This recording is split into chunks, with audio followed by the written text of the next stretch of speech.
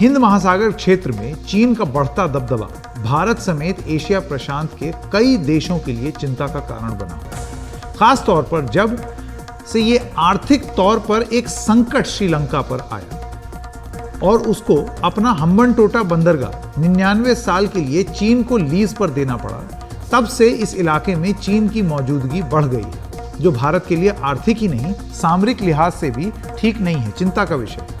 इन हालात में कोलंबो के पोर्ट टर्मिनल के लिए अमेरिका द्वारा $550 मिलियन से ज्यादा यानी कि 4600 करोड़ रुपए के निवेश का फैसला एक बड़ी उम्मीद के तौर पर आया है। इस पोर्ट टर्मिनल का विकास एक भारतीय कंपनी अडानी समूह की एक कंपनी करेगी और अडानी पोर्ट्स एंड SEZ के CEO करण अडानी का यह कहना है कि यह श्रीलंका के प्राइवेट सेक्टर में सबसे बड़ा निवेश है। ये प्रोजेक्ट भारतीय उपमहाद्वीप का सबसे बड़ा प्रोजेक्ट होगा। किसी भी भारतीय कंपनी के बंदरगाह में ये इस तरह का पहला निवेश है। अमेरिकी सरकार ने ऐलान किया है कि वो श्रीलंका की राजधानी कोलंबो के एक पोर्ट टर्मिनल में निवेश के लिए $553 मिलियन यानी करीब 4600 करोड़ रुपए का निवेश मुहैया करवाएगी। अडानी ग्रुप इस बंदरगाह का विकास कर रहा है। कोलंबो पोर्ट पर यह deep water shipping container terminal दक्षिण एशियाई क्षेत्र के लिए एक अहम बुनियादी ढांचा मुहैया करवाएगा। अमेरिका के इंटरनेशनल डेवलपमेंट फाइनेंस कॉरपोरेशन ने एक बयान में कहा है कि श्रीलंका दुनिया के सबसे अहम ट्रांजिट हब्स में से एक है। वेस्ट कंटेनर टर्मिनल के लिए $553 मिलियन के DFC के प्राइवेट सेक्टर लोन से उसकी जहाजरानी क्षमता बढ़ेगी, जिससे कर्ज का बोझ बढ़े बगैर श्रीलंका की समृद्धि बढ़ेगी। साथ ही इस पूरे इलाके में हमारे साथियों की स्थिति मजबूत होगी। पोर्ट ऑफ कोलंबो हिंद महासागर में सबसे बड़ा और व्यस्त ट्रांसशिपमेंट पोर्ट है। सभी कंटेनर शिप्स के तकरीबन आधे यहीं से होकर गुजरते हैं। The reason why it is extremely important is because, if I'm not wrong, this will be the first Indian port company for a port asset we are getting a DFC financing. Second, based on their process, the rigor that they've gone through, it just repose faith that on our execution capability, on our ability to make a viable business out of it. इसे बुनियादी ढांचागत क्षेत्र में America के सबसे बड़े निवेश में से एक माना जा रहा है।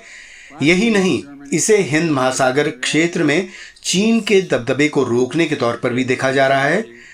चीन का श्रीलंका में $2.2 अरब का निवेश है, जो श्रीलंका में सबसे बड़ा प्रत्यक्ष विदेशी निवेश है।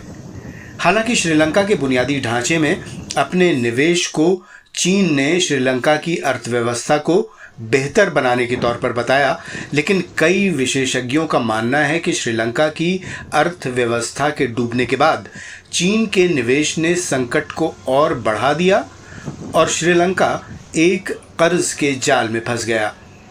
इस सब के बीच श्रीलंका सरकार ये कहती रही है कि भारत उसका सबसे मजबूत सहयोगी है। Given that, at the end of the day, Sri Lanka will always have its independence in its decision making, and we will do what is best for the country and its citizens. If we choose to take a non-aligned stand in this particular region, then that's what the due diligence we do for our citizens. But however, we do recognize the fact that India is our closest neighbor and our strongest ally. There's no doubt about that. Sri Lanka के आसपास दुनिया के जहाजरानी मार्गों में से सबसे खास मार्ग गुजरते हैं। ऐसे में अडानी समूह द्वारा विकसित किया जा रहा नया टर्मिनल हिंद महासागर क्षेत्र में एक बड़ी भूमिका निभाने जा रहा है। ब्यूरो रिपोर्ट के साथ विकास श्रीवास्तव, NDTV इंडिया। चीन का जो दबदबा है श्रीलंका में, वो पिछले एक दशक से कम इंफ्रास्ट्रक्चर और कनेक्टिविटी के ऊपर बेस्ड था, और इसीलिए हमने देखा कि चाहे वो हम्बनटोटा पोर्ट हो या कोलंबो पोर्ट में भी चीन का एक टर्मिनल है जिसमें चीन की कंपनी ने इन्वेस्ट किया हुआ है। तो चीन का जो मोडस ऑपरेंडी रहा है पिछले कुछ सालों में, वो डेवलपमेंट फाइनेंस को लेकर रहा है। चीन अभी भी सबसे बड़ा लेंडर है डेवलपमेंट फाइनेंस के क्षेत्र में, इंफ्रास्ट्रक्चर डेवलपमेंट फाइनेंस के क्षेत्र में।